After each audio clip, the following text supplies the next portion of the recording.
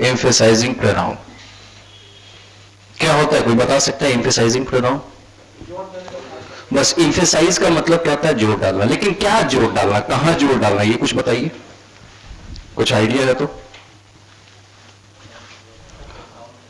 देखो, जो pronoun self pattern वाला होता है ना, सेल्फ पैटर्न वाला मतलब कौन? Reflexive pronoun. वही बेसिकली आपके यहां पे काम करेंगे किस तरीके से? Emphasizing pronoun. जब वो एम्फेसाइज करते हैं तो एक लाइन लिखोगे, द प्रोनाउंस विथ सेल्फ और self pattern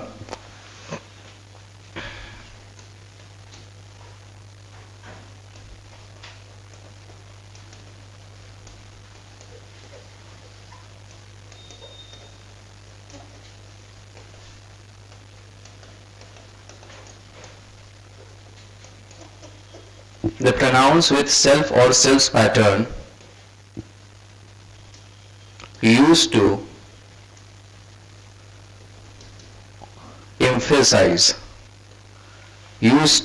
emphasize something or somebody। जो सेल्फ पैटर्न वाले थे, और इस सेल्फ पैटर्न वाले प्रोनाउंस की ही बात की जा रही है, और इसका यूज इस बार किया जाएगा क्या करने के लिए? एम्फेसाइज करने के लिए, जोर डालने का काम होगा। कैसे जोर डालेगा उसे समझो, क्योंकि जैसे ही जोर डालेगा वो एम्फेसाइजिंग प्रोनाउन हो जाएगा। फॉर एग्जाम्पल, मैंने कहा आई डिड इट, इसका हिंदी मीनिंग बताओ। मैंने इसे किया। आई डिड इट का मतलब मैंने इसे किया, पास्ट में है। या मैं इसे करता हूं तो आई डू इट, मैं इसे करता हूं तो क्या कहोगे? I do it. अब आप किसी को कह दिए कि मैंने इसे कहा, मैंने इसे किया, ठीक है, सामने वाले को भरोसा नहीं है, सवाल ही नहीं उठता कि तुमसे हो जाएगा। एक लोटा पानी नहीं उठता है, तुम पूरा का पूरा ड्राम कैसे उठा लिए? ऐसा होता है ना, किसी ने कहना है अरे भाई तुमसे तो यहां से निकल के नया टोला तक पैदल जा नहीं सकते, और तुम कह रहे हो कि यहां से हम छपरा पैदल चले गए। बोले भाई मैंने खुद किया है इसे, मैंने स्वयं किया है। तो अब जोर डालने की बात है, तो जोर डालना है स्वयं पे, तो स्वयं पे जोर डालना है तो आपको क्या करना है? नॉर्मल केस में अगर कहना है तो आप ऐसे लिखिएगा, I did it my self. लेकिन ये आज के टाइम में वीक एरर माना जाएगा, स्ट्रॉन्ग एरर नहीं है, यूज होता है लैंग्वेज में, I did it my self. आप कहना क्या चाह रहे हैं? मैंने स्वयं ही इसे किया। आप जोर किस पे दे रहे हैं? अपने आप पे, जो कर रहा है उस पे जोर दे रहे हैं। तो एम्फेसाइजिंग प्रोनाउन कहता है कि मैं वहां यूज होऊंगा उसके बाद जिस पे जोर डाला जाता है। जिस पे क्या किया जाता है? तो जोर डाला जाता है। तो इस माई सेल्फ का पोजीशन इस तरीके से आ जाएगा, आई माई सेल्फ डिड इट। जरा ध्यान दो, क्या लिखा हुआ जरा पढ़ दो, आई माई सेल्फ डिड इट, मैंने स्वयं इसे किया, मैंने स्वयं इसे किया। बात समझ आ रहा है? तो ये ध्यान रखिएगा कि जो भी, अब यहां पे समझो, ये जो माई सेल्फ का यूज दिख रहा है ये बेसिकली रिफ्लेक्सिव प्रोनाउन वाला यूज है। कैसा प्रोनाउन वाला? Reflexive pronoun. लेकिन ये अब क्या है, ये माई सेल्फ क्या कर रहा है? इस आई पे क्या कर रहा है? जोर डाल रहा है। तो इस केस में यही सेल्फ पैटर्न अब यहां पे क्या कहलाएगा? एम्फेसाइजिंग प्रोनाउन कहलाएगा। कोई ज्यादा डिफरेंस नहीं है, बस उसके पोजीशन को ध्यान रखोगे तो हम समझ जाएंगे कि यहां पे किस तरीके से यूज किया जाता है। बात समझ में आ रहा है? तो यही डिफरेंस है रिफ्लेक्सिव प्रोनाउन और किसमें? एम्फेसाइजिंग प्रोनाउन में। बात समझ आ रहा है? लिख लीजिए इसे। तो क्या मैं बता रहा था, हाँ, ये बहुत कमाल की चीज आप देखिएगा कि कभी कभी ये प्रीपोजिशन बाई के साथ भी सेल्फ पैटर्न का यूज रहता है। बाई के साथ भी किसका यूज रहता है? Self pattern. अब बाई के साथ जब सेल्फ पैटर्न आता है तो एक स्पेशल मीनिंग लेके आता है। आज के बाद कभी भी तुम अगर बाई के साथ सेल्फ जुड़ा देखोगे तो इसका मीनिंग निकल के आएगा अलोन। क्या मीनिंग निकल के आएगा? अलोन का मतलब क्या होता है बेटा? अकेला। ये समझ लीजिएगा। जैसे सचेज करके हम देख सकते हैं, लिखा हो बाय हिमसेल्फ, ठीक है, या फिर लिखा हो बाय हर सेल्फ, ठीक है, या फिर लिखा हो बाय योर सेल्फ, एक्सेट्रा। ये जहां भी रहेंगे इसका मीनिंग होगा अकेला। बाय हिमसेल्फ वह अकेला, बाय हर सेल्फ वो अकेली, बाई योर सेल्फ, तुम अकेले। क्या बताना चाह रहा हूं जरा बताओ जरा, ये क्या बता रहा? बाई के साथ अगर सेल्फ आएगा तो क्या बताएगा? क्या चीज का सेंस देगा? अकेला का सेंस देगा। अब जैसा उस पर प्रोनाउन जुड़ जाएगा ऐसा तुम मीनिंग दोगे। क्लियर हो गया? तो ये हम लोगों को ध्यान में रखना है। ठीक है, लिखो इसे फिर। चलिए, जैसे ऐसे एग्जाम्पल लिखा रहा है, गौर से लिखोगे।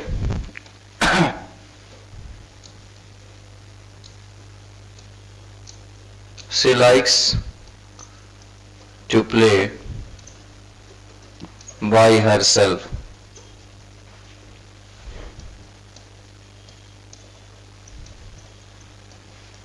He likes to study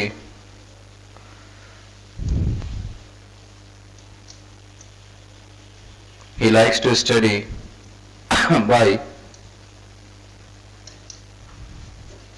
himself. अब इस दोनों सेंटेंस को देखिएगा, दोनों अपनी जगह पे सही हैं, लेकिन आपके आज के समय में ना वह स्टैंडर्ड यूज माना जाता है कि अगर आप इस तरीके से यूज कर रहे हैं, इसका मतलब है कि आपको इंग्लिश का अच्छा नॉलेज और पकड़ है। जैसे क्या लिखा हुआ है यहाँ सेंटेंस देखिएगा, she likes to play by herself, वह खेलना पसंद करती है। कैसे? अकेले, क्योंकि इसका मीनिंग अकेले आ गया। स्वयं में अकेले वैसा नहीं कहेंगे, वह पसंद करती है अकेले खेलना, मतलब खुद में अकेले खेलना, इसलिए हम यहाँ पे स्वयं के साथ खेलना। जब कुछ लोग तो अकेले कुछ कुछ करना चाहता है, पसंद आता है।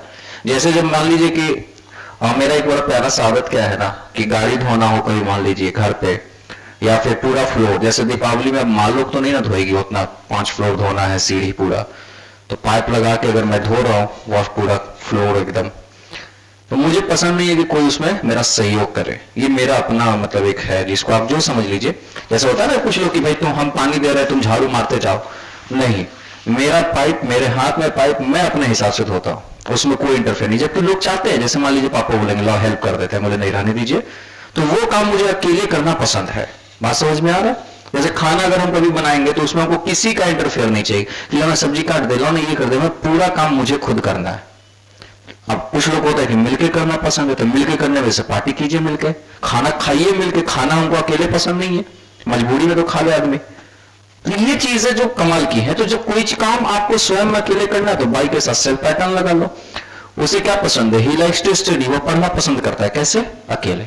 बहुत लोग हैं जो अकेले पढ़ना पसंद करते हैं तो लाइब्रेरी ज्वाइन करते हैं। कुछ लोगों को नहीं, ग्रुप स्टडी बहुत अच्छा लगता है, तो वो क्या करते हैं, ग्रुप में बैठ के स्टडी करते हैं। 2-3 लोग टीम बना लिए, ग्रुप बना लिए, डिस्कशन किए। दोनों तरीका अपनी जगह पे बेस्ट है, जिसको जो सुटेबल लगे उस तरीके से पढ़ना चाहिए। तो ये दोनों सही है, बस ये याद रखिएगा कि बाई के साथ जब आएगा तो सेल्फ पैटर्न अलोन का सेंस लेके आएगा। क्लियर हो गया? देख लो।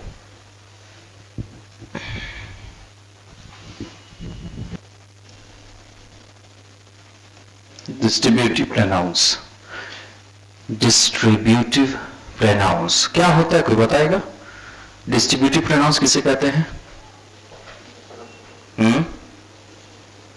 नाम से समझो, इंग्लिश का खासियत है कि नाम में सब कुछ छिपा है। हाँ बस। डिस्ट्रीब्यूट का मतलब क्या होता है? अरे मान लो कि हमको इस क्लास में चॉकलेट देना है, हमको अगर इस क्लास में चॉकलेट देना है, हम मान लीजिए सारा चॉकलेट लाए, 200-300 चॉकलेट लाके इसी को दे दिए एक आदमी को, हम बोले हो गया डिस्ट्रीब्यूशन, चलो घर निकलो। गड़बड़ हो गया सर। डिस्ट्रीब्यूशन का मतलब क्या होना चाहिए? सबको मिलना चाहिए, हाँ बराबर मिलना चाहिए, इंडिविजुअल मिलना चाहिए। बात समझ में आ रहा? इंडिविजुअल ये टर्म आया, इसका मतलब एक एक को मिलना चाहिए, एक एक को मिलना चाहिए। और जैसे ही एक एक को मिलता है तो वहां पे इंडिविजुअल आदमी, ये इंडिविजुअल, ये इंडिविजुअल, ये वो, सब अपने आप में क्या है? एक।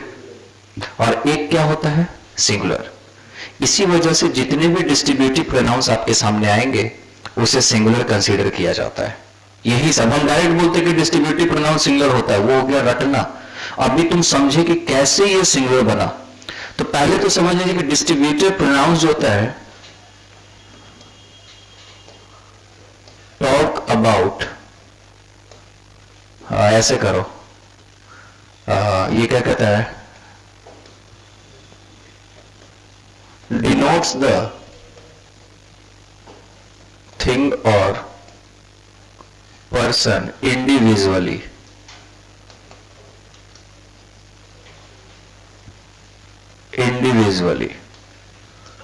बात समझ में आ रहा है? यानी कि एक एक की बात करेगा, अलग अलग की बात करेगा। तो उसी केस में ये क्या करता है, डिनोट्स द थिंग और पर्सन इंडिविजुअली। अब यह डिनोट्स लिख लिए, इसको डिनोट कर दे तो ज्यादा बेहतर है, क्योंकि यहां पे बहुत सारे प्रोनाउंस हैं। तो उसके अकॉर्डिंग हम क्या लिखेंगे, डिनोट। ठीक है, डिनोट द थिंग और पर्सन इंडिविजुअली। किसी भी पर्सन और थिंग को क्या करेगा, इंडिविजुअली डिनोट करेगा। Basically in English language there are 3 types of distributive pronouns. 3 तरह के डिस्ट्रीब्यूटिव प्रोनाउंस होते हैं। पढ़ेंगे 4 लेकिन होते हैं 3। वाह सर वाह, पढ़ेंगे 4 होते ही तबाही आ जाएगा। सबसे पहले बात आती है इच, ईदर, जिसको आइदर बोलते हैं, EITHER।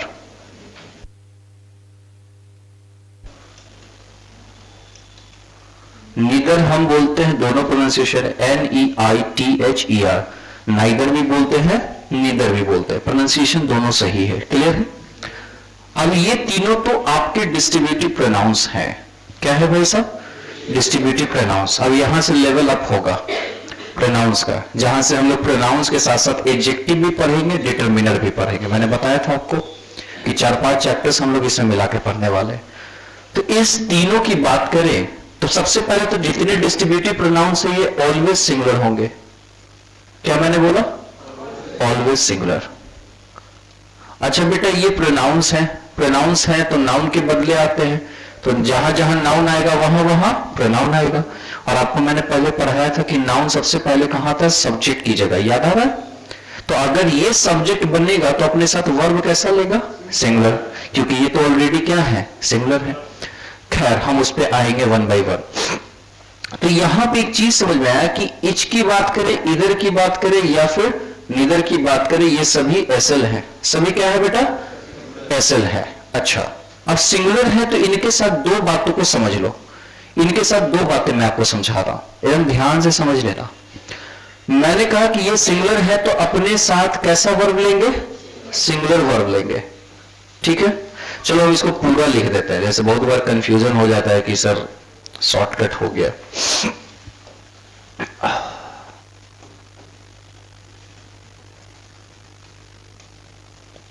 Singular verb.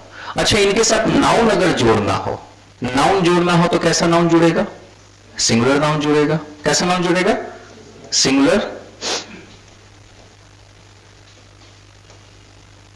Noun add करेंगे। ठीक है, अभी बस मैं ऐसे समझा रहा हूं, इसको पूरा डायग्राम से मैं बताऊंगा, अभी 1 बाय 1 हर एक को डिस्कस करूंगा। अब इसके अलावा एक और बड़ा प्यारा सा वर्ड होता है, एवरी। कौन होता है, एवरी। इसको भी हम लोग देखेंगे, लेकिन ये प्रोनाउन होता नहीं है, ये कुछ अलग तरीके से काम करेगा, जिसको हम लोग अभी इच को अलग पढ़ेंगे, इधर को अलग, नीदर को अलग पढ़ेंगे। पहले इतना लिखो फिर आगे की बात करते हैं।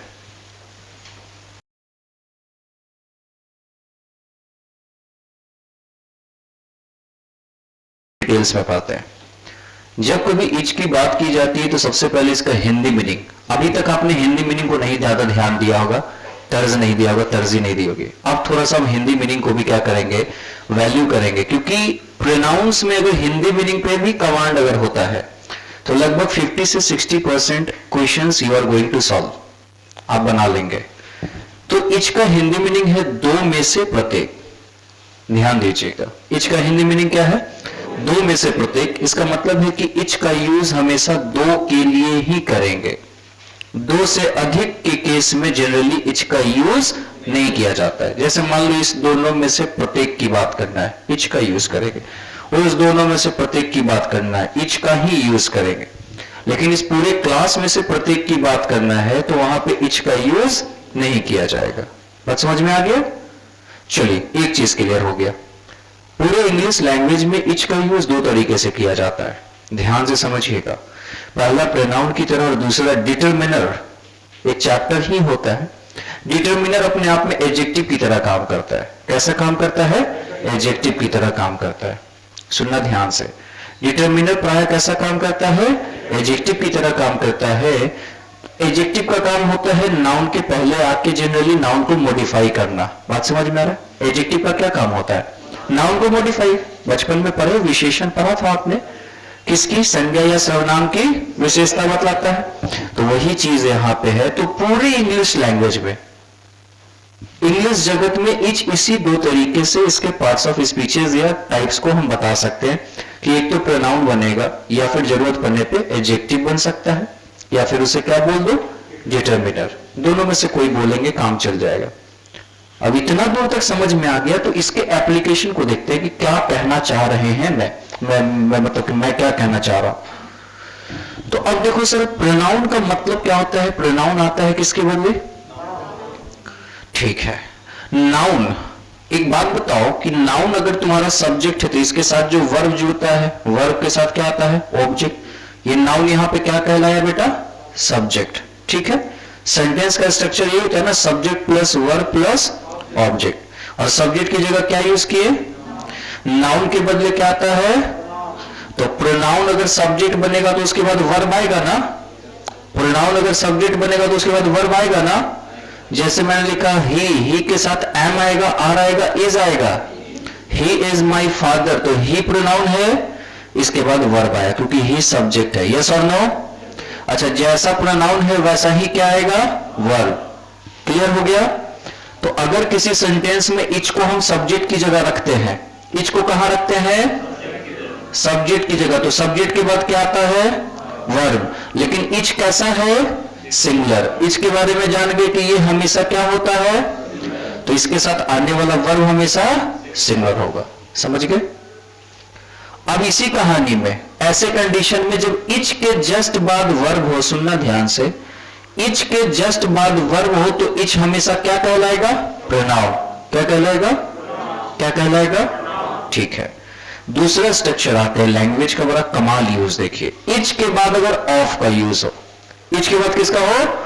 तो ऑफ के बाद हमेशा प्लूरल नाउन आएगा या फिर प्लूरल प्रोनाउन आएगा। जैसे मैंने लिखा each of the boys, each of the girls, each of the children, each of the students, each of the men, each of the women, each of the eggs, each of the chocolates, each of the umbrellas, बात समझ में आ रहा है? each of the pens, समझ रहे हो?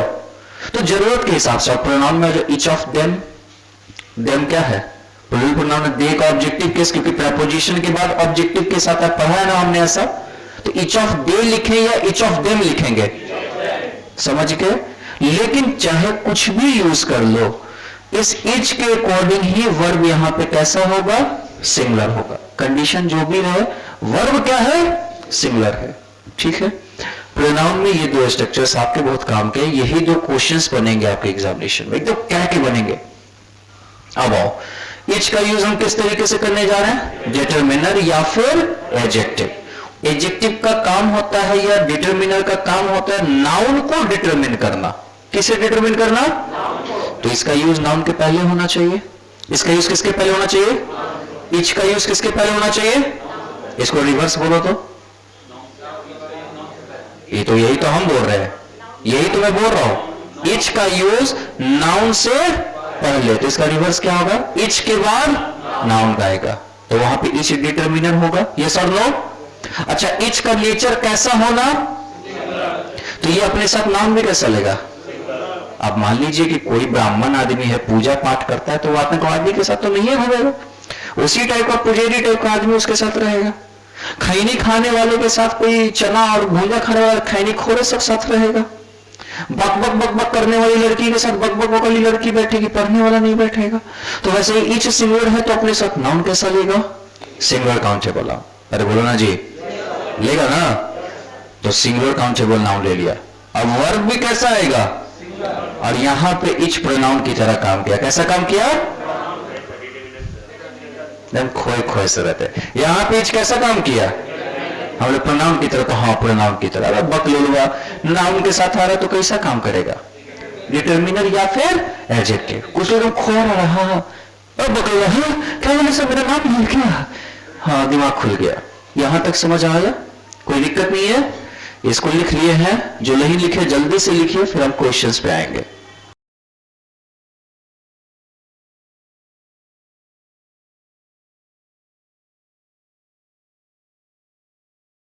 First sentence सही गलत है? Tell me. पहले तो पता है कि ईच सिंगुलर है, सारे के साथ वर्ब कैसा आएगा? सिंगुलर आएगा। ईच इज रेडी, दो में से प्रत्येक तैयार है, या तो कोई खाना होगा या कोई इंसान होगा, कुछ ना कोई चीज होगा, क्योंकि प्रोनाउन है तो प्रोनाउन किसके बदले आता है? नाउन के बदले आता है। मैंने कहा ए दोनों तैयार है? हाँ हाँ दोनों, चंगू मंगू, अरे किसी का नाम रखा है, छोटका बड़का दोनों तैयार है, तो हाँ ईच इज रेडी, तो ईच इज रेडी। दोनों खुश है? हाँ दोनों में से प्रत्येक खुश है, दोनों में से प्रत्येक खुश है, तो ईच इज हैप्पी, ये भी ठीक है। सिंगुलर के साथ सिंगुलर वर्ब यूज किया, सिंगुलर के साथ सिंगुलर वर्ब यूज किया। मैंने कहा यार इस दोनों में से कौन सा क्वेश्चन आसान है? दोनों में से प्रत्येक आसान है क्वेश्चन। ये दोनों में से सब्जेक्ट कौन आसान है? वही ले लो यार, कॉमर्स ले लो, आर्ट्स ले लो। जैसे मैट्रिक के बाद एक बहुत बड़ा सवाल उठता था उन विद्यार्थियों के लिए जिनका परसेंटेज 40 से 55% के बीच रहता था कि क्या लिया जाए। घर वाले का कुछ और मानना होता था, आपका कुछ नहीं मानना होता था। नानी घर, फुआ घर, मौसेरा भाई की ले रहा है, दोस्तवा की ले रहा है, बड़ा दिक्कत होता है। और जिसका 70-80% है, 90% है, उसको वो फिक्स है किसको क्या लेना है। असली दंगल होता था 40% से लेकर 60% के बीच वाले को, ये क्या लिया जाए, वही पूछता है, सवाल करता है, और अंत में हार पछता के या तो आर्ट्स लेता है या तो कॉमर्स लेता है। साइंस लेने का हिम्मत कहां रहता है 50% वाला को? हाँ साइंस ले लेंगे। लेकिन कुछ ऐसे भी बड़े महान लोग होते जो 98% ला के भी आर्ट्स लेते हैं। ऐसा नहीं है, ऐसा मत समझिएगा। हमारे फैमिली में भी आईएएस की तैयारी कर रहे, बन जाएंगे भगवान की कृपा रही तो और मेहनत रहा तो ऐसा भी है। तो ये बड़ा कमाल का है। तो पूछा गया कौन सा आसान है, तो मैंने कहा दोनों में से प्रत्येक आसान है। ईच आर इजी, कोई दिक्कत इसमें? क्या गलती हो गया? ओ हाय तौबा, ईच सिंगुलर है तो इसके अकॉर्डिंग की हुई ईज नहीं इज, क्या बोलेंगे? इज। चलो each of them are ready, सही है। अच्छा यहां बताना कहां गलती है। यहां दिक्कत नहीं, ऑफ नहीं, देख ऑब्जेक्टिव केस, क्योंकि प्रेपोजिशन के बाद ऑब्जेक्टिव केस आता है। यहां तक ठीक है। अच्छा इच के अकॉर्डिंग क्या होना चाहिए? इज होना चाहिए। प्रेजेंट है इसलिए आर की जगह पे इज। अगर यहां वर रहता तो क्या यूज करते? वॉज।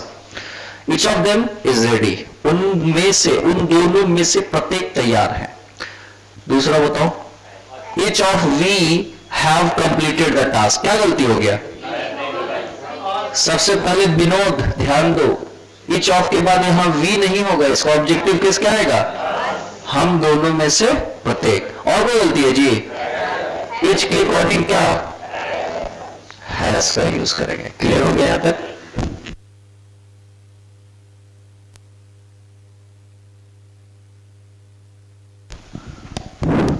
चलो आ गया जो नेक्स्ट हमारे सामने। Each of the two girls is ready for the concert, कोई म्यूजिकल कॉन्सर्ट हो, कोई गलती है जी?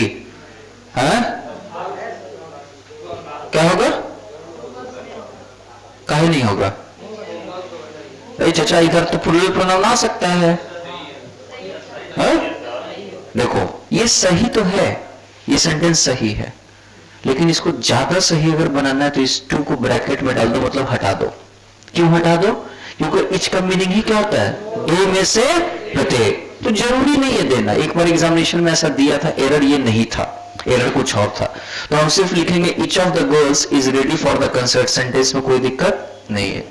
टू देने से सुपरफ्लुअस हो जाएगा। मतलब अगर मैंने कहा कि मेरे पेरेंट्स आए हैं, तो पेरेंट्स आए हैं मतलब क्या? कहने का जरूरत थोड़ी कि माता पिता, तो अंडरस्टूड। सुनिए ना, मेरे पेरेंट्स आए, माता पिता, अब बकलोल, पेरेंट्स बोल दिए तो फिर माता पिता का जरूरत नहीं है। या फिर बोले हाँ मम्मी पापा पेरेंट्स आए हैं, तो मम्मी पापा अलग हैं, पेरेंट्स अलग हैं।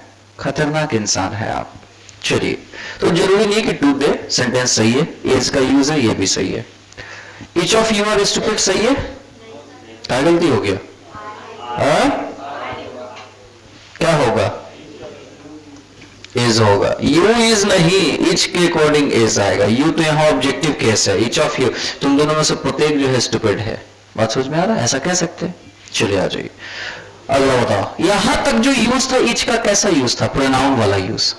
अगर कायदे से आप स्ट्रक्चर को देखे होंगे, आपको याद होगा, तो अभी तक जो यूज आप देख रहे हैं चचा, यहां से लेके ये जो यूज है, ये सारा का यूज अभी कैसा यूज हो रहा है? प्रोनाउन। अब आएगा यूज कैसा? डिटरमिनर की तरह, क्योंकि उसके जस्ट बाद नाउन दिखेगा तुमको। इच के जस्ट बाद क्या है? आंसर्स। सही है? क्या गलती है? इच सिंगुलर होता है तो कैसा? सिंगुलर काउंटेबल नाउन, तो एस हटा देते हैं। इच आंसर, गलती है कुछ? इसके अकॉर्डिंग कैसा वर्ब? इज का यूज करेंगे। Etch answer is worth 20 points. प्रत्येक जो आंसर है, दो में से प्रत्येक आंसर का कितना कितना पॉइंट्स है? 20 पॉइंट्स का। ठीक है, यहां बताओ इस क्वेश्चन में गलती है क्या? इच चाइल्ड होगा या चिल्ड्रेन? ठीक है, बहुत अच्छा, आप क्वेश्चंस बना रहे हैं, ये बहुत सुंदर बात है। आगे हैव होगा क्या? क्या होगा? सिंगुलर वर्ब कौन होता है? हैज होता है, तो इसके अकॉर्डिंग क्या यूज करेंगे? हैज का यूज करेंगे। Etch child has completed. अब बताओ बेटा, हेज आएगा या देयर आएगा? दो में से प्रत्येक बच्चे ने कंप्लीट कर लिया अपना होमवर्क, तो तुम्हें पता है हेज या देयर सब्जेक्ट जैसा होता है, उसी के अकॉर्डिंग आई रहता तो क्या कहते हैं? अच्छा, मैंने अपना होमवर्क कंप्लीट कर लिया, translate into English, I have completed my homework. वो जो लड़की देख रहे हो, उसने अपना होमवर्क कंप्लीट कर लिया। She has completed her homework. She के अकॉर्डिंग क्या हो गया? हर हो गया। तो यहां एच क्या है? सिंगुलर है या प्लूरल? तो सिंगुलर के अकॉर्डिंग क्या आना चाहिए? हिज या देयर? हिज का यूज करेंगे। अब इस पे एक छोटा सा आपको एक आप बीती बताता हूं। 2016 की बात है, सन 2016 में एक घटना घटी थी कि जनवरी फरवरी मार्च के टाइम में, फरवरी या मार्च के टाइम में मैंने इस पॉइंट को पढ़ाया था, और उस साल से पहले पिछले 25 साल में कभी भी ये क्वेश्चन नहीं पूछा गया था जो मैंने पढ़ाया था। जब मैं पढ़ाया तो कुछ सवाल भी उठा मुझसे, अलग अलग जगह के लोगों ने फोन करके कहा कि आप बादल सरकार ऐसा कैसे बता सकते हैं कि इच के साथ देयर भी आएगा? मैंने बोला प्रूफ चाहिए तो मैं प्रूफ देता हूं। बड़ा प्रूफ क्या माना जाएगा? ऑक्सफोर्ड यूनिवर्सिटी, क्योंकि हम उसी इंग्लिश को फॉलो करते हैं, वही इंग्लिश है हमारा, ब्रिटेन इंग्लिश, ब्रिटिश इंग्लिश। तो मैंने उस इंसान को जिसने मुझे फोन किया, वो था इंग्लिश डिपार्टमेंट का HOD, ठीक है, इलाहाबाद यूनिवर्सिटी, BHU मतलब। उनका कोई रिलेटिव पढ़ा था मेरे पास, उसने बोला कि सर ने इच के साथ देयर बताया और वो कॉन्ट्राडिक्शन कर दिए। मैंने बोला sir actually I have authenticity self proof है, ऑथेंटिक प्रूफ मैं देता हूं, I have some proof that is very very authentic. फिर मैंने उन्हें वो किताब बताया, ऑक्सफोर्ड यूनिवर्सिटी से निकलता है, इजिली अवेलेबल है। फिर जब उसको मैंने उन्हें भेजा तब बोले ओ mister Badal Sarkar, you are very right, you are a tremendous person, फला ढिमकाना। अब होता है, वो नहीं पढ़े होंगे, ध्यान में नहीं आएगा, पुराने लोग होंगे, जो चल रहा है चल रहा है। हर छोटे बड़े इंसान किसी से भी सीख सकते हैं आप। एक दिन मैंने गलती से एक बच्चे के सामने ऐसे बोला कि पता है व्हाट्सएप स्टेटस देखा है मेरा? बोलता है भैया स्टेटस। हम बोले सॉरी, नॉट स्टेटस। क्या होता है? स्टेटस। अब प्रोनाउंसिएशन हम बिहार वाले हैं, तो प्रोनाउंसिएशन थोड़ी कि ब्रिटेन एक्सेंट आएगा, इंग्लिश बोल रहे हैं, वो सही होना चाहिए। तो हम सीख लिए, बोले थैंक यू। तो हंस रहा था, बोले बेटा हंसबो, मारे दूध थोपिया होगी सारा माथा ठंडा हो जाए। उसको पता कि इंग्लिश पढ़ाते हैं, स्टेटस कैसे बोल दी? स्टेटस बोल रहा है सर आपको? हम बोले हाँ भैया स्टेटस। तो सीख आप कहीं से भी सकते हैं। तो मैंने उस साल जब पढ़ाया ना, तो उस साल SSC के एग्जामिनेशन में इच के साथ यही क्वेश्चन पूछा था और देयर का यूज करके आंसर सही मार दिया। और इंडिया लेवल पे हमको लगता है कोई ऐसा टीचर नहीं था उस समय, पूरे यूट्यूब को तुम छान मार लो 2016 का, जिसने भी इच पढ़ाया उसके साथ हिज बताया। और मेरा नोट्स अगर आपका कोई सीनियर पढ़ा होगा 2016 में मेरे पास, उसका नोट्स उठा के देखना, मैंने लिखाया था। तो वो एक किक मुझे मिला कि सर एकदम अप टू डेट है, और यही मेरे साथ चलते चला है कि हमेशा अप टू डेट। उसके बाद से ये चीजें सब लोग पढ़ाने लगे कि ऐसा ऐसा होता है, क्योंकि फिर जब नया आता है सबका गलती हो गया। टीचर यूट्यूब पे डिस्कशन दे रहा है कि नहीं SSC ने ये गलत आंसर किया, मैंने बोला सही आंसर किया, एकदम सही है। तो ये चीजें आप लोग को समझना होगा। तो यहां पे पॉइंट मैं आपको बता रहा हूं, ये पॉइंट क्या है कि कभी भी अगर इच की बात होती है तो इच के लिए हम हिज या फिर हर, मेल के लिए हिज और फीमेल के लिए हर का यूज करते हैं। लेकिन अगर इच के लिए देयर का भी यूज किया जाता है तो स्लाइटली इसे भी सही माना जाता है।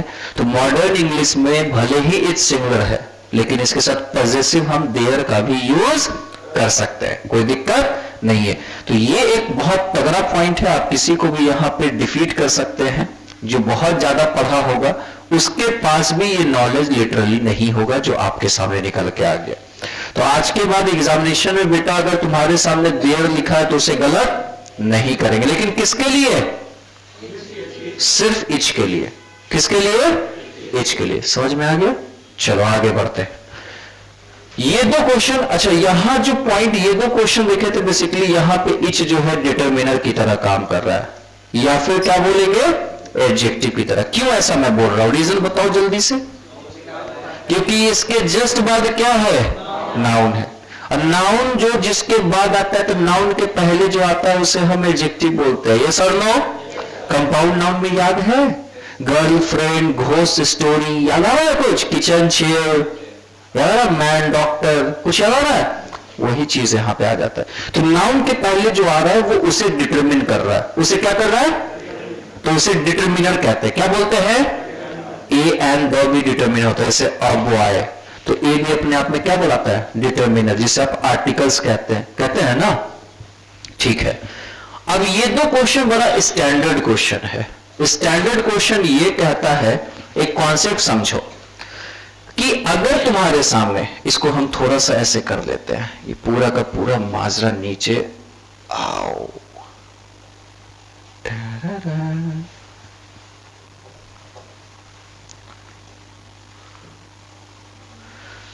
ये पॉइंट बना लीजिएगा नीचे। अभी नहीं लिखिए, नहीं, बेदम मत हुई लिखने के लिए, पहले समझिए। कुछ लोग एकदम ताबड़तोड़ तरीके से लिखते हैं, ऐसे लग रहा है कि आतंकी हमला होने वाला है।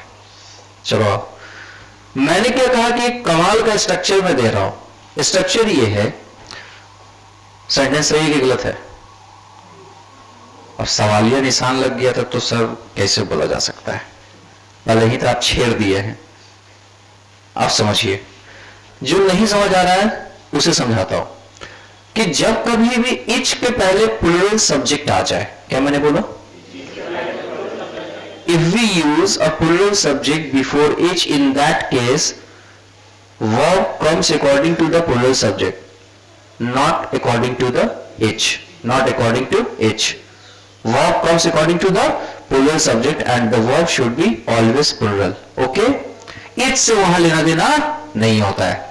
तो चचा बात ऐसी आई कि स्टार्ट होगा प्लूरल सब्जेक्ट से, नाउन प्रोनाउन कुछ भी हो सकता है, और प्लूरल सब्जेक्ट के बाद कौन आया है, इच। और इसके बाद अगर जो वर्ब आएगा वो हमेशा कैसा वर्ब होगा, प्लूरल वर्ब होएगा। ये याद रखना भाई, कमाल की चीज है। और अगर आपसे पूछा जाए ये प्लूरल वर्ब किसके अकॉर्डिंग आ रहा है, तो इस प्लूरल सब्जेक्ट के अकॉर्डिंग आ रहा है। बात समझ में आ रहा है? इस इच के अकॉर्डिंग यहां पे वर्ब का कतई यूज नहीं करेंगे। बात समझ आ रहा है? अब जरा ध्यान से देखो इस सेंटेंस को, वी इच। अब नॉर्मल बंदा को लगेगा गड़बड़ा गया सर, इच के बाद तो सिंगल वर्ब आता है, उसका सोचना सही है, लेकिन रियल सब्जेक्ट यहां पे कौन है, और वी के अकॉर्डिंग हैव का यूज करेंगे। We each have our own car. हम लोगों में से प्रत्येक के पास अपनी कार है, तो यहां फोकस हम लोग है। बात समझ में आ रहा है कि हम लोगों के पास कार है, हाँ प्रत्येक के पास है। बात समझ में आ गया? They each have their own email address. उन लोगों के पास, प्रत्येक उन लोगों के पास जो है, अच्छा इच हटा दो, they have their own email address. उन लोगों के पास उनके ईमेल एड्रेस है, खुद के, उन सबके पास है, हाँ हाँ सबके पास है, प्रत्येक के पास है, तो इच लगा दिए। लेकिन मेन वर्ड हमारा कौन है, दे, और दे प्लूरल के अकॉर्डिंग यहां कैसा वर्ब आया, हैव आया। बात समझ में आया?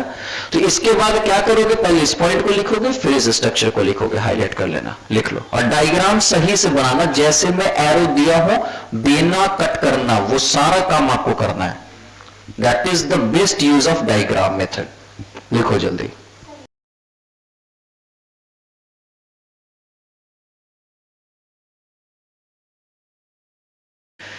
फिर से इसको समझ लीजिए क्या क्या लिखे हैं इच के बारे में। ये एक थोड़ा सा ब्रीफ रिवीजन है। इच अपने आप में कैसा वर्ड होता है बेटा, कैसा वर्ब लेता है? अच्छा एक पॉइंट और डाल सकते हैं, सिंगुलर नाउन लेता है, डाल सकते हैं ना। ये अपने साथ कैसा नाउन लेता है,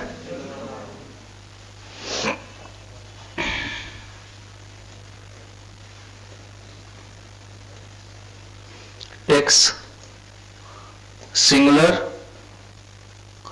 काउंटेबल नाउन। ठीक है, तो हमें ये बात समझ में आ गया कि इसका यूज हम कितने के ग्रुप के लिए करते हैं? 2 के ग्रुप के लिए करते हैं। बात आती है तो कैसे ग्रुप्स के लिए? स्मॉल ग्रुप्स के लिए। अच्छा, यूज नहीं किया जाता है लार्ज ग्रुप्स के लिए, यूज नहीं किया जाता है टाइम इंटरवल के लिए, और कैसे नाउन के साथ आता है? Singular countable noun. क्लियर हो गया? इसको जल्दी से लिखो, फिर आगे की बात करते हैं।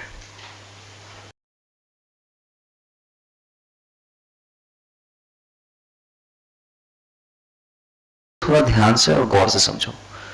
एवरी अपने आप में क्या पूरा ये डिस्ट्रीब्यूटिव ही है, तो सिंगुलर होगा। मीनिंग क्या लिखा हुआ है बताओ तो? 3 या अधिक में से प्रत्येक। मतलब अब हम 2 से ज्यादा में, जैसे आप में से प्रत्येक की बात करेंगे, प्रत्येक मेरे सबसे प्रिय विद्यार्थी है, प्रत्येक इसमें जो है तेज है, तो वहां पे इच का नहीं, किसका यूज करेंगे?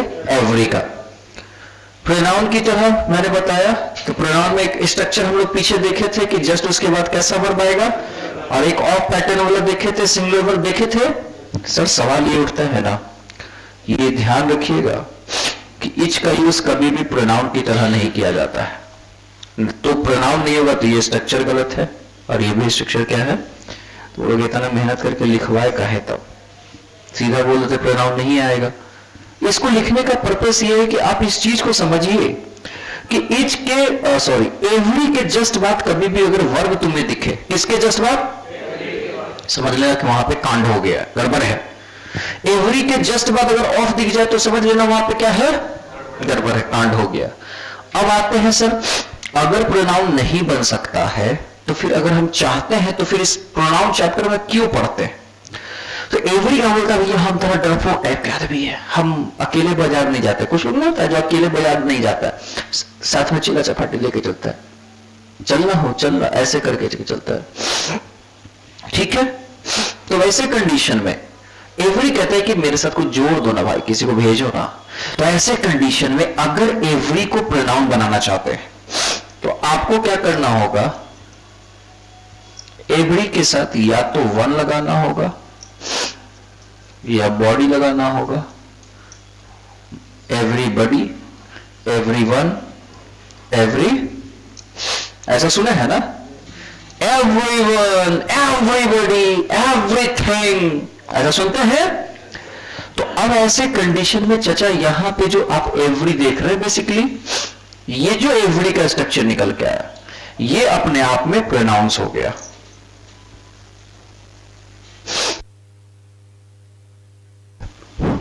मैंने पहले भी बताया कि वन बॉडी थिंग लगता है तो ये अपने आप में क्या रहता है, सिंगुलर। पढ़ाए हैं ना, पढ़ाए हैं तो सिंगुलर।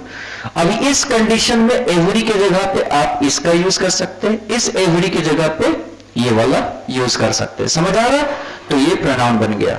अब आते हैं डिटर्मिनर की तरफ। एवरी तो बोला था कि अकेले नहीं चल सकते, सिंगुलर है तो इसके साथ कैसा नाउन दे दिए, सिंगुलर काउंटेबल नाउन। वर्ब कैसा दे दिए, सिंगुलर वर्ब। समझ में आ गया? डिटर्मिनर है यहां पे। कैसे है डिटर्मिनर? क्योंकि किसके पहले आ रहा है, नाउन के पहले। समझ में आ रहा है? एक बार फिर से समझते हैं। एवरी प्रोनाउन की तरह यूज होएगा कि नहीं होएगा? बोलो ना जी, नहीं होगा। क्यों नहीं होगा? क्योंकि एवरी को डर लगता है, वो अकेले नहीं रहना चाहता है। और अकेले नहीं रहना चाहता तो एवरी को प्रोनाउन बनाना है, तो एवरी के साथ क्या क्या आ सकता है, वन, बड़ी, थिंग, और ये सब मिल जाएगा। एवरीवन, एवरीबॉडी, एवरीथिंग, तो क्या बन जाएगा, प्रोनाउन। तो जहां जहां प्रोनाउन वाला स्ट्रक्चर है वहां पे इन सबको यूज कर सकते हैं। यस और नो? एवरी डिटर्मिनर बनेगा, एडजेक्टिव बनेगा जब उसके साथ कैसा नाउन आएगा, कैसा वर्ब आएगा। और इस कंडीशन में भी सारे वर्ब्स क्या होंगे, यानी इनके साथ भी जो वर्ब आएगा वो हमेशा कैसा वर्ब होगा। अब समझ में आ गया? लिखो जल्दी से।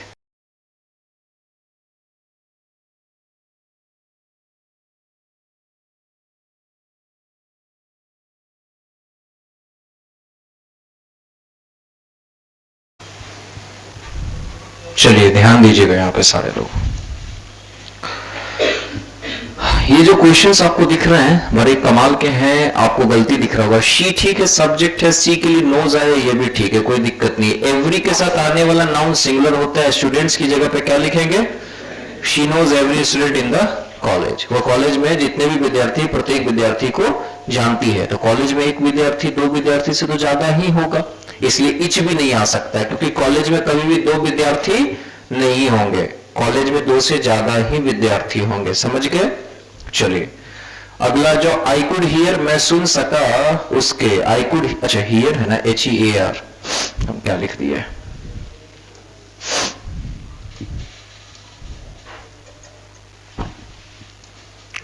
आई कुड हियर एवरी, मैं सुन सका क्या, प्रत्येक शब्द को, प्रत्येक शब्द एवरी के साथ सिंगुलर आता है, काउंटेबल नाउन, तो वर्ड्स होगा या वर्ड होगा, दे सेड, उन लोगों ने जो कहा। एवरी ऑफ देम, आप जानते हैं एवरी के बाद जस्ट ऑफ का यूज करते हैं क्या, नहीं करते, इसका मतलब एवरी जो है प्रोनाउन की तरह यूज नहीं होता है, तो क्या करें बताओ जल्दी से, इस एवरी को कट करके हम क्या करेंगे, देम है यानी पर्सन को दिखा रहा है, तो हम यूज कर सकते हैं एवरीबॉडी, या फिर आप यूज कर सकते हैं एवरी वन, दोनों में से कोई भी यूज कर सकते हैं, ठीक है, ज्यादा बेहतर यूज ये माना जाएगा, एवरीबॉडी ऑफ देम। और गलती कुछ देखो, इसके अकॉर्डिंग आने वाला वर्ब यहां आर होगा या इज होगा, इज का यूज करेंगे, और ये सिंगुलर के अकॉर्डिंग यहां पे देयर नहीं होगा, क्या होगा, हिज या हर का यूज करेंगे। बात समझ में आ गया, क्लियर हो गया। इस सेंटेंस को फिर से समझ लीजिए, एवरी नहीं आया क्योंकि एवरी प्रोनाउन की तरह यूज नहीं होता है, तो पर्सन है, देम है, तो एवरीबॉडी या एवरीवन, एवरीथिंग तो नहीं ना आएगा जी, एवरीथिंग कब आता, जब यहां कोई पर्सन की जगह पे थिंग होता, समझ गए। तो एवरी वन या everybody of them is doing his या हर वर्क प्रॉपरली, यहां इच वाला केस नहीं है कि देयर आ जाएगा, एवरी है सिंगुलर ही लेगा। बात समझ में आ रहा है, चलिए आ जाएगी। अगला देखो, वी इंजॉयड, एवरी है, एवरी मिनट्स होगा या मिनट होगा, सिंगुलर लेता है, ठीक है, we enjoyed every minute of our stay, मतलब हम लोग अपने स्टे का प्रत्येक मिनट इंजॉय किए। अच्छा एवरी है, एवरी डिटरमिनर की तरह यूज हुआ, डेज आएगा या डे आएगा, every day seemed the same to him, प्रत्येक दिन उसे एक जैसा प्रतीत हुआ। नेक्स्ट आ जाओ, दे वर वॉचिंग, वे लोग दे के साथ वर आया, ठीक है, कॉन्टिन्यूअस है, वॉचिंग ठीक है, उसके, वे लोग देख रहे थे, उसके प्रत्येक मूवमेंट को, किधर जा रही है किधर आ रही है, तो एवरी के साथ सिंगुलर आएगा, तो मूवमेंट होगा या मूवमेंट्स, तो बात समझ में आ गया। यहां पे every one of their movies has been a hit, everyone person के लिए भी आता है और थिंग के लिए भी आता है, याद रखना। तो उनके देयर मूवीज, उनके मूवीज में से प्रत्येक जो है सिंगुलर वर्ब आया, हैज बीन अपने आप में एक हिट है, सेंटेंस में कोई एरर नहीं है। 1 नंबर क्वेश्चन में गलती है या नहीं है,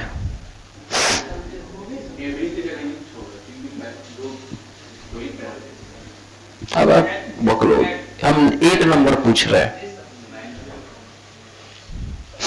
सबसे पहले सेंटेंस किससे स्टार्ट है, तो वर्ब क्या होगा, पहले तो ये फिक्स कर दो।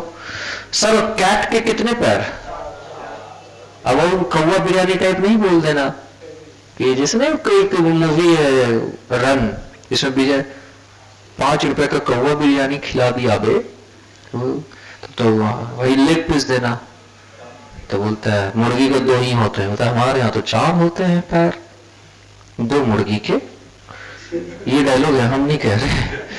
तो सर यहाँ कैट की बात और कह रहा है प्रत्येक पैर जो है बिल्लिया का जो है ना इंजर्ड है, बिल्ली का बहुत सारा सिनोनिम्स होता है, एक अलग बिलाई, बिलिया, बिला, बिलाओ, और पता नहीं क्या क्या बोलते हैं, सियार, कुछ भी, कहां से आते हैं ऐसे लोग, इसे वही वाला है जो पतली कमरिया हो, नहीं चल रहा आजकल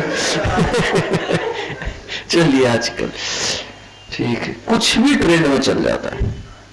चलिए आ जाइए, तो इच लेग की बात करते हैं, तो यहाँ इच नहीं आएगा क्योंकि कैट के 2 से ज्यादा पैर है, तो इच के लेगा क्या करना होगा, एवरी करना होगा, ठीक है।